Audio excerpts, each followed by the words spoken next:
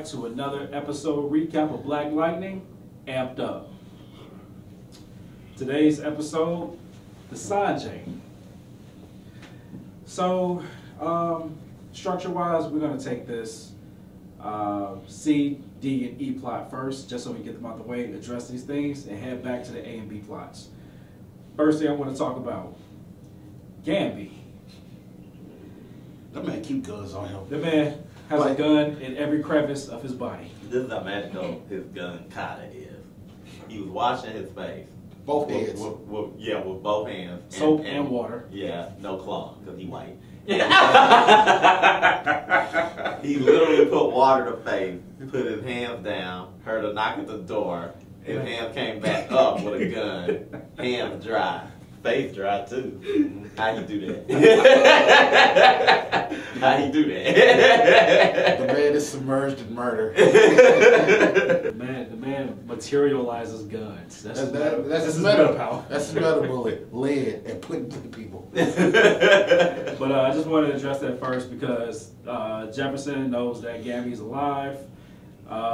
We didn't go through the whole, why didn't you tell me, blah, blah, blah. He explained it, keep the family safe. I kind of feel like the Gamby scenes this episode were padding. Yeah. Because none of them led to anything up until the last. This episode was a little like... Yeah. Next padding scene I want to talk about, Grace Choi is... It ain't never padded with Grace Choi. Oh no, we saw her. She was an important part to the plot. She kept everything moving, even the blood. While I would normally agree with my friend over here, I have to agree that because of the fact that we didn't really get much development on whatever this shit is going on. Grace Choi did the exact same thing she did in the last episode. It was padding. There was more padding. The last piece of padding, just to get it out the way, it was kind of relevant to part of the plot, but we got to talk about Creflo. No. Oh, okay, Creflo. Creflo looked like he just got cut done counting the ones from the stripper he had in the back. I'm mad. You sitting there preaching the word, but yet you got in God I trust on the gun. Bruh.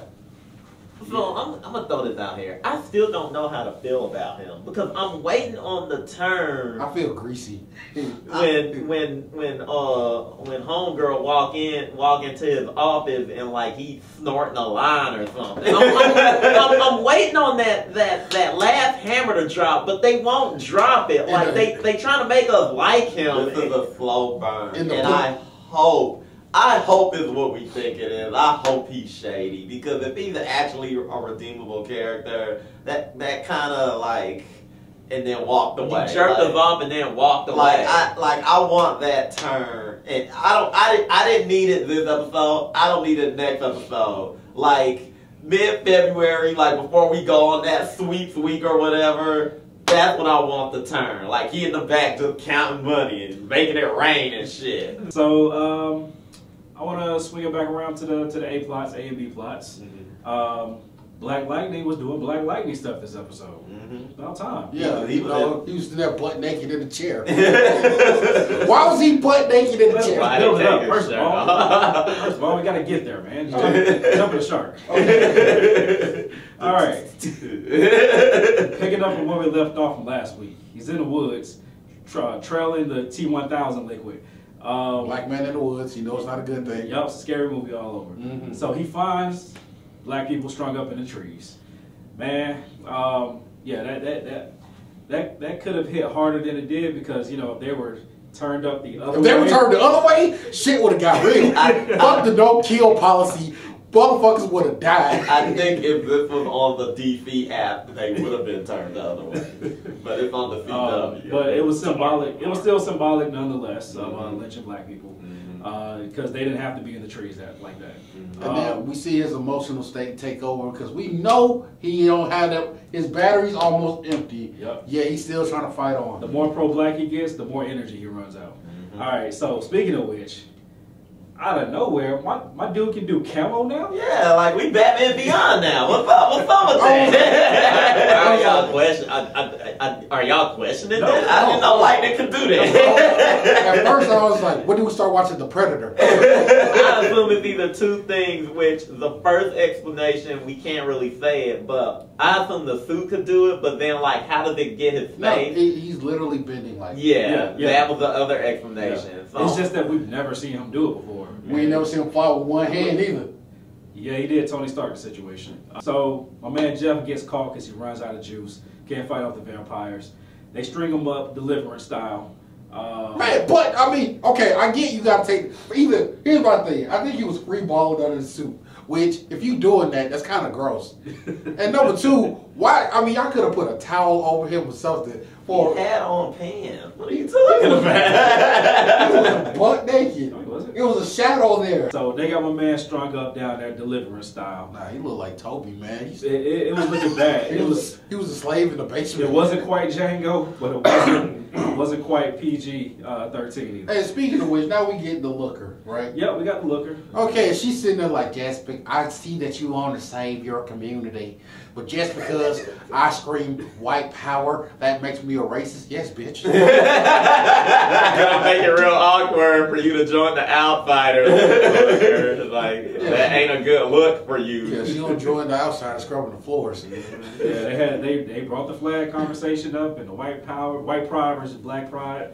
It got kind of. I love the There way. was some tension there. I love the way she was like, does that make me a racist? And he looked over to the Confederate flag. He was like,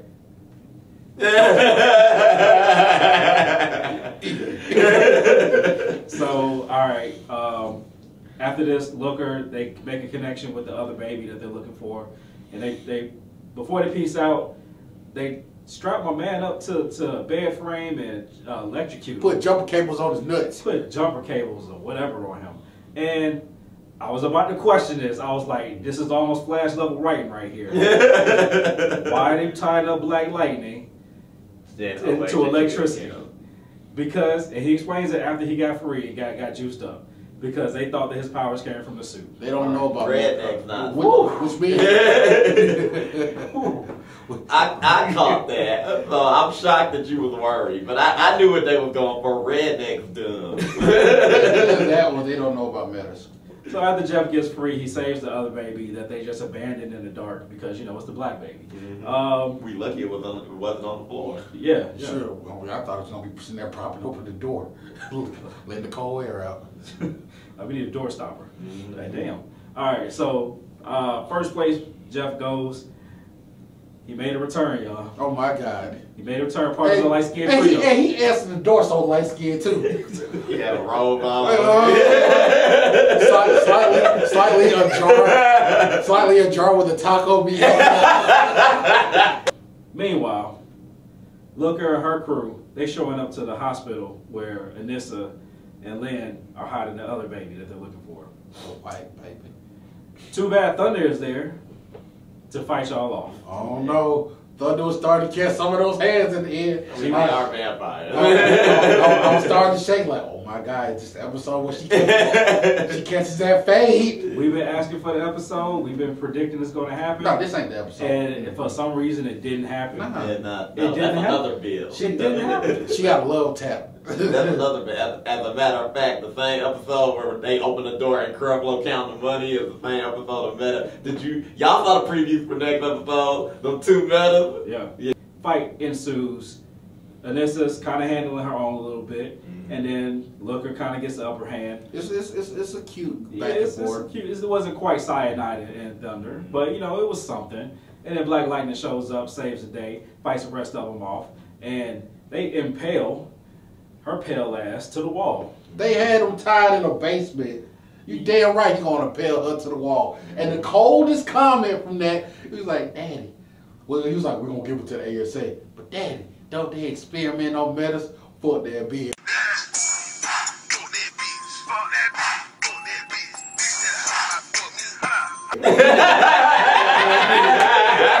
Fuck that bitch.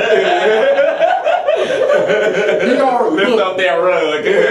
Hold on, wait a second. there's layers to this. Yeah. I want you to understand this. He knows the ASA is going to do some of the harshest, most dirtiest experiments to this lady, and he's like, I'm gonna gift wrap this bitch. Yeah, I gotta say, all in all, though, that was still anticlimactic because she was the big bad for like 2 episodes or 2 or 3 episodes, and then they just took her out and just handed her over to the government. And I'm like, wow, that was it. Comic book wise, what I do like is, from a superhero standpoint, this was a new challenge for Thunder and Black Lightning. Like this was a not Tobias well. Yeah, situation. like it's easy to just throw guys around and throw metas around that are kind of tactile. But this was different. These were like ethereal forces. Yeah. But like I said, it still was a bit anticlimactic because Black Lightning just fought them off like it was nothing this episode. And like I said, the way they took down Looker, it was almost like it was nothing as well. So I was expecting more, I was hoping for more, but I didn't get it. The only excuse I can think is they plan to keep reusing Looker, and that's why they handed her over to the government. Let's talk about the B plot. I don't know, A plot. The elephant in the room. Anyhow. The light skin. Tobias rolls up. Tobias, first of all, is Ike Turner. Let's put that out there, all right? He was the Ike Turner of this episode. When he pulled up in that clean caddy, I don't even know what kind of car it is. It was a white Cadillac. It was a white Cadillac. And the look on Khalil's eyes, Khalil looked like he didn't have all the money from working the streets that day. He was running like he was running from the belt. Like it was, the street lights was on and he didn't make it home. He was running like a straight slave. It was hilarious. Whatever respect I had for Khalil is out the window. You didn't have any. That's the point. Didn't have any, and today was just proof of that. And then the fact that he's sitting there hiding behind trash, and the only person he can call is Jennifer. Jennifer, Tobias about to beat my ass. I was trying to get the Reverend to leave, but he wouldn't leave. Hey, my thing is, she found that attractive. This was a downfall episode because I lost respect for Jennifer too. Exactly, she shows up to his rescue, and we're gonna talk about how all that went down in a second. But plot-wise, I'm not liking it. This is almost typical teenager CW stuff, almost, but. We'll see where it goes. I'm gonna say this. You see similar stories like that in young superhero like books and shows and stuff like that. It's no different than what you see in Spider-Man or the Ms. Marvel book, or hell, Static Shock did some episodes like that.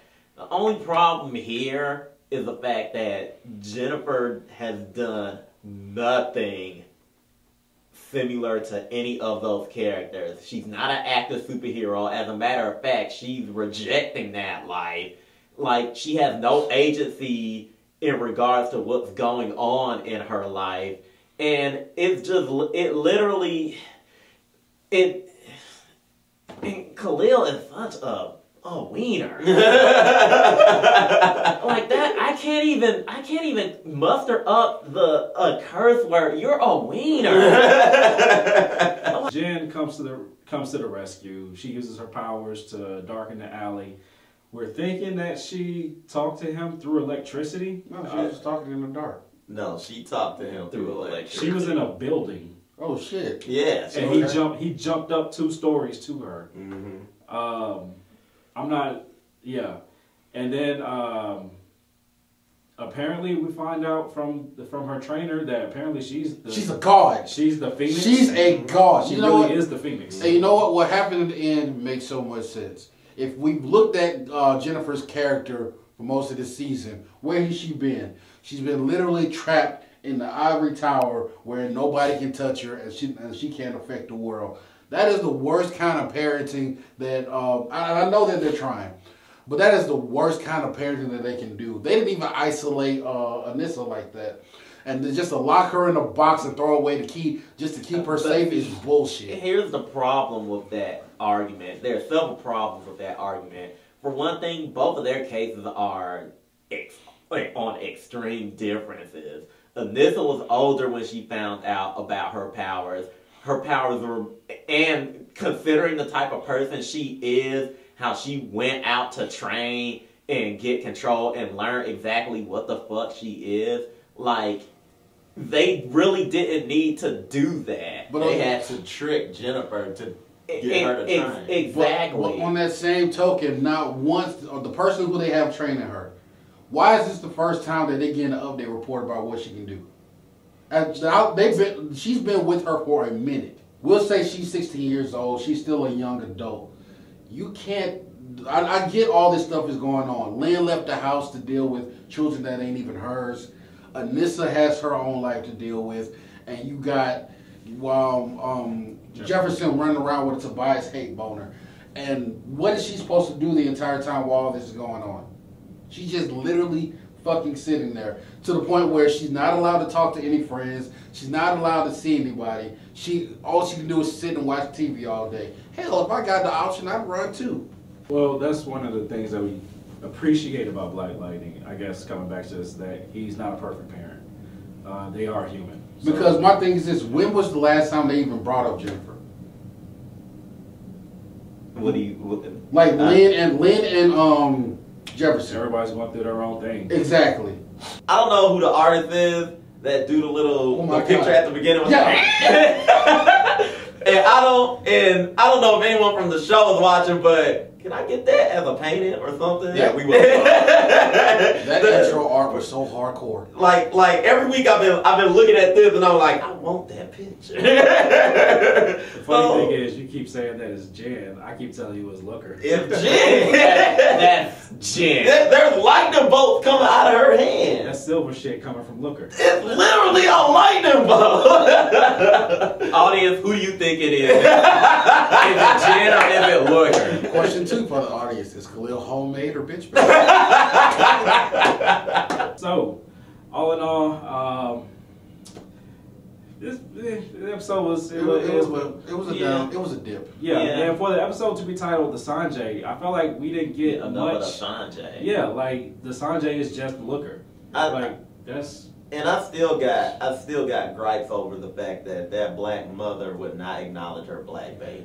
And not just that, when the Looker died, when the Looker got impaled and all the greasy shit came out of her, and then everybody just woke up out of their coma and left. And walked away. I was like, wait. Yeah. They didn't even question what. I mean, it's just like in the Avengers when Loki died or whatever, and all the robots stopped working. But like I'm pretty sure I fucked that up, but who cares? If I woke up out of a dream state and I was in a place that I didn't know where I was, I would question that. We'll see what they bring next week. The kids are on the run. Somebody's coming to find them because I guess they forgot that homeboy got a chip in his back. Mm-hmm. People can find you. I think homegirl throwing hands might be that lurking legend. This is gonna come out cocky. I love me some Grace Choice. Until she get hit with a 64 triumph.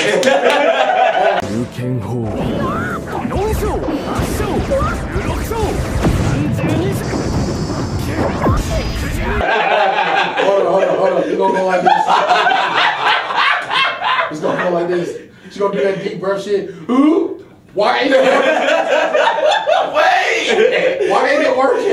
It's gonna cut the commercial and then it's gonna come back and she gonna be hung up like I'm gonna have her like go to sleep. It comes a Wu-Tang record. Protect your neck. You ever heard of the 36 Chambers? Speaking of which, shout out to the Sade record playing in the beginning. Love that one. Haven't heard that in a while. Last time you heard Sade on the TV. But yeah, again, that was our take on tonight's episode of Black Lightning. Be sure to poke around. We got the Arrow review. We have our Flash reviews. We have Inside the Ass Whooping, Concession Stand, and Casting Call. Let us know what you thought about the episode, and like I said, poke around, see what you like around the channel. Like, subscribe. Come back next week. Yeah.